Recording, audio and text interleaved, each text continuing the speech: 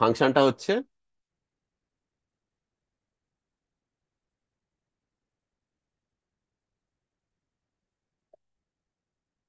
এই যে ফাংশনটা, এই ফাংশনটাতে এক্স ইকুয়াল টু জিরোতে ফাংশনটার ভ্যালু কত?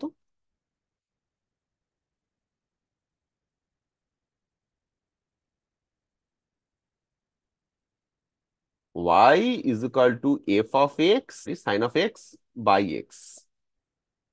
এই যে ফাংশনটা এক্স ইকুয়াল টু জিরোতে এই ফাংশনটার ভ্যালু কত?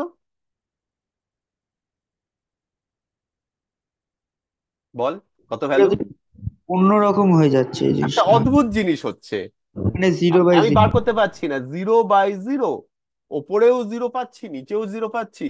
0/0 কি ওয়ান? জিরোকে কি জিরো দিয়ে ডিভাইড করলে ওয়ান পাওয়া যায়? না, নো, প্রচন্ড ভুল। যদি কেউ বলে 0/0 ইকুয়ালস টু ওয়ান, নো। যদিও এই গ্রাফটা আমাকে দেখাচ্ছে যে sine x by x, x equals to জিরোতে সাইন এক্স বাই এক্স এর ভ্যালুটা ওয়ান। এই গ্রাফটা কেন ওয়ান দেখাচ্ছে সেটা আমি একটু পরে বলছি। তার আগে বলি 0/0 is not equal two one. এই যে 0/0 নট ইকুয়াল টু ওয়ান, এটা ক্যালকুলাস। জিরোকে জিরো দিয়ে ডিভাইড করছি মানে আমি খুব ছোট্ট একটা নাম্বার, ওপরের নাম্বারটা খুব ছোট একটা নাম্বার জিরো, নিচের নাম্বারটা একটা ছোট নাম্বার। একটা ছোট নাম্বার, খুব ছোট নাম্বারকে যদি একটা খুব ছোট দিয়ে নাম্বার দিয়ে ডিভাইড করা হয়, আমাদের যে ট্র্যাডিশনাল ম্যাথমেটিক্স, ট্র্যাডিশনাল যে ডিভিশন করার মেথড, সেগুলো আর কাজে লাগে না। আমাদেরকে নতুন জিনিস শিখতে হয়, নতুন কনসেপ্ট শিখতে হয়। নতুন করে আমরা যে ক্লাস টুতে ডিভিশন শিখেছিলাম সেটা ভুলে গিয়ে নতুন ভাবে ডিভিশন করা শিখতে হয়। কারণ সেই পুরোনো মেথড, ডিভিশন কি একটা মেথড, একভাবে একভাবে অঙ্ককে ইন্টারপ্রেট করা, সেটা আর কাজে লাগে না। আমাকে নতুন কিছু শিখতে হবে। কি শিখতে হবে সেটা একটু পরে আসছি, ওকে? তার আগে বলি 0/0 is not equal two one. এবার কথা হচ্ছে যে এইটা এখানে ওয়ান দেখাচ্ছে কেন গ্রাফটা? এটা ওয়ান দেখাচ্ছে তার কারণ হচ্ছে এই যে আমরা লিমিট নিয়ে ডিসকাস করছি, সেইটা হচ্ছে কারণ। আমি যদি জিরো, এক্স্যাক্টলি জিরো পয়েন্টটাকে যদি আমি ভুলে যাই, ওকে, এক্স্যাক্টলি জিরো পয়েন্টটাকে ভুলে যাই, বরং আবার সেই আমরা গ্রাফের মধ্যে ডুবে যাই, আমরা এক্স ইকুয়াল টু জিরোর দিকে আসছি, x tending toward zero plus, আমি শুধু রাইট হ্যান্ড লিমিট কেন, আমি লেফট হ্যান্ড লিমিটটাও ভাবতে পারি। আমি জিরোর দিকে যাচ্ছি, লেফট হ্যান্ড লিমিট, মানে এক্স এর ভ্যালুটা জিরো নয়, এক্স এর ভ্যালুটা জিরো থেকে কম। একটা ছোট ভ্যালু ভাবা যাক, 0.01। রেডিয়ান্স দিয়ে ভাবতে হবে কিন্তু, ঠিক আছে? আমরা যখনই ক্যালকুলাস বা এরকম ফাংশন নিয়ে আমরা যখন ডিসকাস করছি, আমরা এক্স, এই এক্সটা কিন্তু ডিগ্রি নয়, এক্সটা কিন্তু রেডিয়ান্স। আমরা যদি একটা ক্যালকুলেটর নিই, নিয়ে সাইন এক্স বাই এক্স এর ভ্যালুটা বার করবো, কয়টা ভ্যালু দেখা যাক, এক্স আর সাইন এক্স বাই এক্স এর ভ্যালু আমরা লিখবো। এক্স 0.01, এক্স যদি 0.01 হয় মানে আমি রাইট হ্যান্ড লিমিট জিরোর দিকে যাচ্ছি, প্রথমে 0.01 নেব, তারপর 0.0001, আর একটু ছোট, মানে আরো অনেকটাই ছোট করে দিয়েছি একবারে, আর তারপর আরো ছোট। এইভাবে আস্তে আস্তে এক্স এর ভ্যালুটা চেঞ্জ করব রাইট হ্যান্ড দিক দিয়ে। আবার লেফট হ্যান্ড দিক দিয়েও করা উচিত, -0.01, -0.001, -0.00001। এই ভ্যালুগুলো যদি বার করি কত হবে? সাইন অফ 0.01 বাই 0.01, এই ভ্যালুটা পাচ্ছি 0.9999983 সামথিং। 0.01 দিয়ে যদি দেখি, তাহলে সাইন এক্স বাই এক্স এর ভ্যালু 0.9998 এরকম একটা কিছু। তারপরেরটা 0.0001, 0.99 এর সংখ্যাটা অনেক বেড়ে গেছে, 1 2 3 4 5 6 7 8, 8টা 9, তারপরে আবার 8333 ওরকম। তারপরেরটা যদি নিই, এটাতে 0.99999999 অনেকগুলো, খালি 0.99, এর কোনো শেষ পাওয়া যাচ্ছে না, মানে প্রায় এক হয়ে গেছে।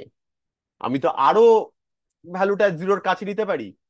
কি দেখা যাচ্ছে, যত আমি এক্স এর ভ্যালুটা জিরোর কাছে নিয়ে যাচ্ছি, সাইন এক্স বাই এক্স এর ভ্যালুটা তত ওয়ান এর কাছে যাচ্ছে। এক্স্যাক্টলি গ্রাফটা সেরকম বিহেভ করছে।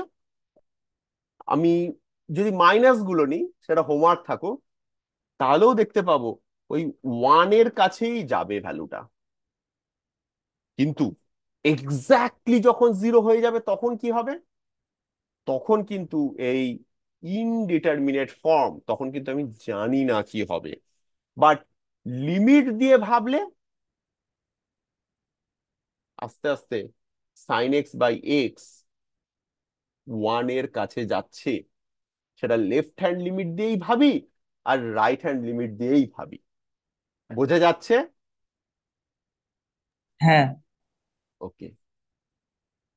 আচ্ছা, এই গ্রাফটা কেন ওয়ান দেখাচ্ছে এক্স্যাক্টলি এক্স ইকুয়াল টু জিরোতে? তার কারণ গ্রাফটা যে প্লট করা হয়েছে, আমি এই রেখাগুলো একটু মুছে দিচ্ছি, ওকে? জাস্ট গ্রাফটা জিরোর কাছে কি হচ্ছে সেটা দেখার জন্য আমি, হ্যাঁ, মানে এটাকে যত কাছে করব আমার কি হবে, আমি এক্স্যাক্টলি জাস্ট জিরো পয়েন্টটাকে গ্রাফে দেখাতে পারবো না। আর গ্রাফটা যে প্লট করেছে এটাও তো একটা ভেতরে একটা ম্যাথমেটিক্যাল কোড চলছে, সেও 0/0-তে বার করতে পারছে না, জাস্ট লিমিটের কনসেপ্টটা ইউজ করেছে, ওকে?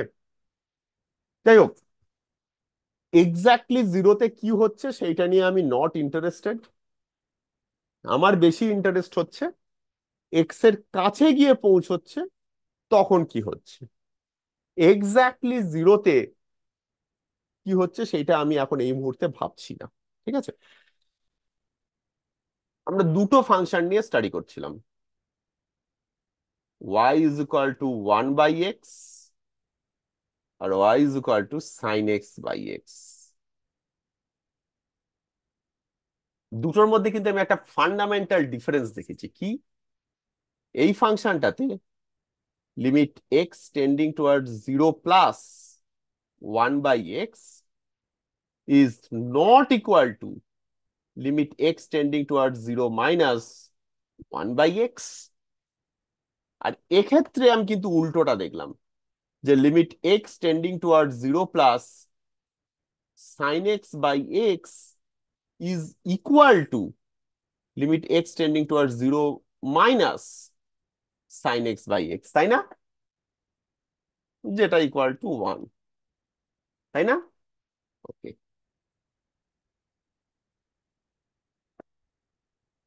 তাহলে এই ফাংশনটাতে left hand limit is not equal to right hand limit, এক্ষেত্রে left hand limit is equal to right hand limit. যদি left hand limit right hand লিমিটের ইকুয়াল না হয়, আমরা বলি limit does not exist. Limit exist করে না, limit does not exist obviously at that point.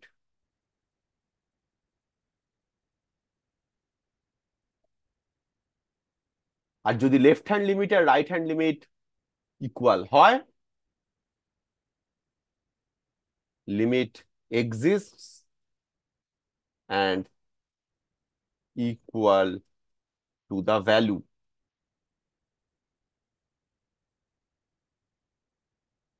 মানে ইনফ্যাক্ট এটা একটা ফর্মুলা, মনে রাখতে হবে, মুখস্থ রাখতে হবে। Limit x tending toward 0 sine x by x is equal to 1। এই ফর্মুলাটা অনেক জায়গায় ইউজ হবে। ঠিক আছে, হ্যাঁ। এখান থেকে একটা প্রবলেম তৈরি করা যায়। লিমিট, খুব simple problem, x tending toward zero, sine of 2x by x এর ভ্যালু কত? কি করে করা হবে? এখন আমি জাস্ট প্রথম অঙ্কটা দেখাচ্ছি। Limit x tending toward zero, sine x by x হচ্ছে 1, কিন্তু limit x tending toward zero sine 2x by x এর ভ্যালু কিন্তু আমি জানি না। আমার ওই ফর্মুলাটা থেকে আমি করতে পারি বা অন্য কিছুও করতে পারি, আমি দুভাবে করতে পারি, দুভাবেই দেখাই।